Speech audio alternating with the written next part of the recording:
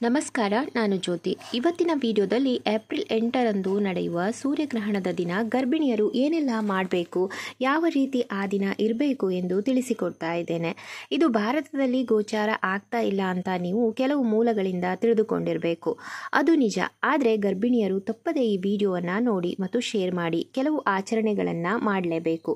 ಯಾಕೆ ಅಂತ ಮುಂದೆ ಹೇಳ್ತೀನಿ. ಅದೇ ರೀತಿ ನನ್ನ ಇನ್ಸ್ಟಾಗ್ರಾಮ್ ಪೇಜ್ನಲ್ಲಿ ಫುಲ್ ವಿಡಿಯೋ ಹಾಕೋಕ್ಕೆ ಆಗ್ತಾ ಇಲ್ಲ. ಅಲ್ಲಿ ಜಾಸ್ತಿ ಫಾಲೋವರ್ಸ್ ಇದ್ದಾರೆ ಆ್ಯಂಡ್ ನಿಮ್ಮ ಡೌಟನ್ನು ಕೇಳ್ತಾ ಇದ್ದೀರಾ. ಯಾರೆಲ್ಲ ಇನ್ಸ್ಟಾಗ್ರಾಮ್ನಲ್ಲಿ ಫಾಲೋ ಮಾಡ್ತಾ ಇದ್ದೀರಾ ಅವರು ಫುಲ್ ವಿಡಿಯೋ ನೋಡೋಕ್ಕೆ ನನ್ನ ಯೂಟ್ಯೂಬ್ ಚಾನಲ್ನ ವಿಸಿಟ್ ಮಾಡಿ ನೋಡಿ. ಇದೊಂದು ನನ್ನ ರಿಕ್ವೆಸ್ಟ್, ಓಕೆನಾ? ಸೊ ಈ ವಿಡಿಯೋ ನಿಮಗೆ ಇಷ್ಟ ಆದರೆ ಮತ್ತು ಯೂಸ್ಫುಲ್ ಅನ್ನಿಸಿದರೆ ವಿಡಿಯೋನ ಎಲ್ರಿಗೂ ಕೂಡ ಶೇರ್ ಮಾಡಿ, ಹಾಗೆ ವಿಡಿಯೋಗೆ ಲೈಕ್ ಮಾಡಿ. ಇನ್ನೂ ಹೆಚ್ಚಿನ ಮಾಹಿತಿಗಾಗಿ ವೇಣುಜ್ಯೋತಿ ಯೂಟ್ಯೂಬ್ ಚಾನಲ್, ಇನ್ಸ್ಟಾಗ್ರಾಮ್ ಹಾಗೂ ಫೇಸ್ಬುಕ್ ಪೇಜನ್ನು ಫಾಲೋ ಮಾಡಿ. ಓಕೆ, ಇವಾಗ ವಿಷಯಕ್ಕೆ ಬರೋಣ. ಮೊದಲನೇದಾಗಿ ಸೂರ್ಯಗ್ರಹಣ ಯಾವಾಗ ಮತ್ತು ಸಮಯ ಮತ್ತು ಎಲ್ಲಿ ಗೋಚಾರ ಇದೆ ಅಂತ ತಿಳಿಯೋಣ.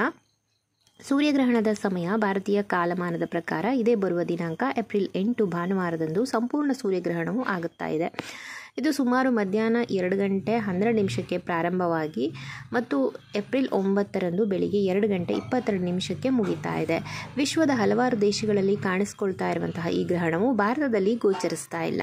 ಈ ಹಿಂದೆ 2017ರ ಗ್ರಹಣದ 2 ಪಟ್ಟು ಹೆಚ್ಚು ಅವಧಿಯನ್ನು ಹೊಂದಿರುವ ಇದು ಮೆಕ್ಸಿಕೋದ ಪೆಸಿಫಿಕ್ ಕರಾವಳಿಯಿಂದ ಪ್ರಾರಂಭವಾಗಿ ಯುನೈಟೆಡ್ ಸ್ಟೇಟ್ಸ್ ಮೂಲಕ ದಾಟಿ ಪೂರ್ವ ಕೆನಡಾದಲ್ಲಿ ಕೊನೆಗೊಳ್ತಾ ಇದೆ. ನಮ್ಮ ಭಾರತದಲ್ಲಿ ಗೋಚಾರ ಆಗ್ತಾ ಇಲ್ಲ. ಆದರೆ ಇದು ಸಂಪೂರ್ಣ ಸೂರ್ಯಗ್ರಹಣ ಮತ್ತು ಬ್ರಹ್ಮಾಂಡದಲ್ಲಿ ನಡೆಯುವ ವಿಸ್ಮಯ. ಹಾಗಾಗಿ ಭಾರತದಲ್ಲಿ ಗೋಚಾರ ಆಗದೇ ಇದ್ದರೂ ಸಹ ಗರ್ಭಿಣಿಯರು ಕೆಲವು ನಿಯಮಗಳನ್ನು ಪಾಲಿಸಿದರೆ ತುಂಬಾ ಒಳ್ಳೆಯದು. ಆ ನಿಯಮಗಳನ್ನು ನಿಮಗೆ ತಿಳಿಸೋದಕ್ಕಿಂತ ಮೊದಲು ಒಂದು ಮುಖ್ಯವಾದ ವಿಚಾರವನ್ನು ತಿಳಿಸ್ತಾ ಇದ್ದೇನೆ. ನಾನು ಮೊದಲೇ ತಿಳಿಸಿದ್ದೆ ನಿಮಗೆ, ಇದು ವಿದೇಶಗಳಲ್ಲಿ ಮುಖ್ಯವಾಗಿ ಗೋಚಾರ ಆಗ್ತಾ ಇದೆ ಅಂತ. ಹಾಗಾಗಿ ವಿದೇಶದಲ್ಲಿ ಇರುವಂತಹ ಭಾರತೀಯರು ಅಥವಾ ಗ್ರಹಣದ ಆಚರಣೆ ಬಗ್ಗೆ ನಂಬಿಕೆ ಇರುವಂತಹವರು ಗರ್ಭಿಣಿಯರು ತಪ್ಪದೆ ಗ್ರಹಣದ ಸಂಪೂರ್ಣ ಆಚರಣೆಯನ್ನು ಮಾಡಲೇಬೇಕು. ನೀವು ವಿದೇಶದಲ್ಲಿ ಯಾವ ಸ್ಥಳದಲ್ಲಿ ವಾಸಿಸ್ತಾ ಇದ್ದೀರಾ ಅಂತ ಅಲ್ಲಿಯ ನ್ಯೂಸ್ ಚಾನೆಲ್ ಮುಖಾಂತರ ಗ್ರಹಣದ ಅವಧಿಯನ್ನು ನೀವು ತಿಳಿದುಕೊಂಡು ಆ ಸಮಯದಲ್ಲಿ ಗ್ರಹಣದ ಆಚರಣೆಯನ್ನು ಗರ್ಭಿಣಿಯರು ಮಾಡುವುದು ಒಳ್ಳೆಯದು. ಸಾಮಾನ್ಯವಾಗಿ ನಿಮಗೆ ಆಚರಣೆ ಬಗ್ಗೆ ತಿಳಿದೇ ಇರುತ್ತೆ. ಗ್ರಹಣದ ಸಮಯದ ಮುಂಚೆ ಸ್ನಾನ ಮಾಡಿ ಪೂಜೆ ಮಾಡುವುದು, ಲಘು ಆಹಾರಗಳನ್ನು ಸೇವಿಸುವುದು, ನಾನ್ ವೆಜ್ ಸೇವಿಸಬಾರ್ದು, ತುಳಸಿ ಅಥವಾ ದರ್ಭೆಗಳನ್ನು ನೀರು, ತುಪ್ಪ ಈ ರೀತಿಯ ಆಹಾರಗಳಲ್ಲಿ ಹಾಕಿಡೋದು, ಗ್ರಹಣದ ಸಮಯದಲ್ಲಿ ಹೊರಗೆ ಬಾರದೇ ಇರೋದು, ವಿಶೇಷವಾಗಿ ಆದಿತ್ಯನಾರಾಯಣ ಸ್ತೋತ್ರ, ಸೂರ್ಯದೇವನ ಸ್ತೋತ್ರ ಹೇಳುವುದು, ಸೂರ್ಯನನ್ನು ಯಾವುದೇ ರೀತಿಯಾಗಿ ನೋಡದೇ ಇರುವುದು, ಗ್ರಹಣದ ನಂತರ ಉಳಿದ ಅಡಿಗೆಯನ್ನು ಸೇವಿಸಬಾರ್ದು, ಗ್ರಹಣದ ಸಮಯದಲ್ಲಿ ಚಾಕು ಚೂರಿ ಬಳಸದೇ ಇರುವುದು, ಗ್ರಹಣದ ನಂತರ ಸ್ನಾನ ಮಾಡಿ ದೇವರ ಪೂಜೆ ಮಾಡಿ ಬಿಸಿ ಬಿಸಿ ಅಡಿಗೆ ಮಾಡಿ ಆಹಾರ ಸೇವನೆ ಮಾಡಬೇಕು. ಈ ರೀತಿಯಾಗಿ ಯಾವ ದೇಶದಲ್ಲಿ ಗ್ರಹಣ ಗೋಚಾರ ಇದೆಯೋ ಅಲ್ಲಿಯ ಗರ್ಭಿಣಿಯರು ಆಚರಣೆ ಪಾಲಿಸುವುದು ಒಳ್ಳೆಯದು. ಇನ್ನು ಭಾರತ ದೇಶದಲ್ಲಿ ಗರ್ಭಿಣಿಯರು ಆ ದಿನ ನಾನ್ ವೆಜ್ ಅನ್ನು ಸೇವಿಸಬೇಡಿ. ಉಳಿದ ಸಸ್ಯಾಹಾರ ಆಹಾರವನ್ನು ಯಾವುದೇ ಸೇವಿಸಬಹುದು. ಆಹಾರ ಸೇವನೆಗೆ ಸಮಯದ ನಿರ್ಬಂಧ ಇಲ್ಲ.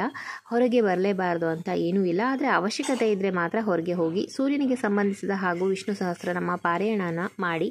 ಇನ್ನೂ ಉಳಿದಂತೆ ದಿನನಿತ್ಯ ಇರುವ ಹಾಗೆ ಗರ್ಭಿಣಿಯರು ಇರಬಹುದು. ಎಲ್ಲಕ್ಕಿಂತ ಹೆಚ್ಚಾಗಿ ಎಷ್ಟೋ ಜನ ಗ್ರಹಣ ಅಂತ ಭಯ ಪಡ್ತಾ ಇರ್ತಾರೆ. ಆ ದಿನ ಭಯದಲ್ಲಿ ಇರದೆ ಆರಾಮಾಗಿ ಇರಿ. ಆದಷ್ಟು ಈ ವಿಡಿಯೋವನ್ನು ಶೇರ್ ಮಾಡಿ. ಸೊ ಈ ಮಾಹಿತಿ ನಿಮಗೆ ಅರ್ಥ ಆಗಿದೆ ಮತ್ತು ಉಪಯುಕ್ತ ಆಗಿದೆ ಅಂತ ಅಂದ್ಕೊಂಡಿದ್ದೇನೆ.